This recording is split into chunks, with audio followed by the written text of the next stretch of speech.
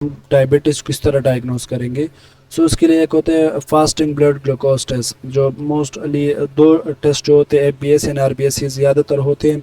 सो FBS जो है वो आप कब करते हो, जब आपसे डॉक्टर पूछते हैं कि आपने खाना खाया है या नहीं खाया। अगर आपने खाना नहीं खाया है, जो टेस्ट आपका होता है उसको हम कहते हैं फास्टिंग ब्लड ग्लूकोज टेस्ट, जिसको हम कहते हैं एफबीएस। तो measure blood glucose level after an overnight fast, आपने कुछ नहीं खाया है, आपने ओवरनाइट कुछ नहीं खाया है, तो उसके बाद वो आपका ब्लड ग्लूकोज चेक करता है।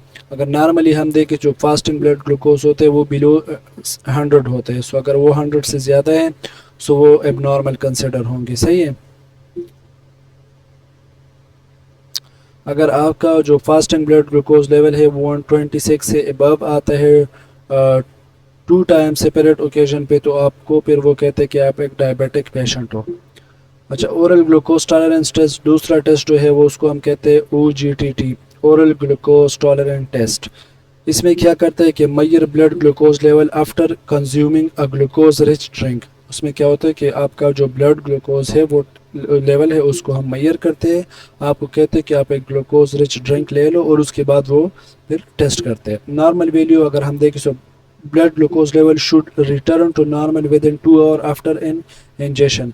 अपने आपको कहते हैं आपका डॉक्टर कि आप एक हाई जिसमें एक ऐसा ड्रिंक ले लो जिसमें बहुत ज़्यादा ग्लूकोज हो, आप वो ड्रिंक लेते हो, आप वो कुछ पीते हो।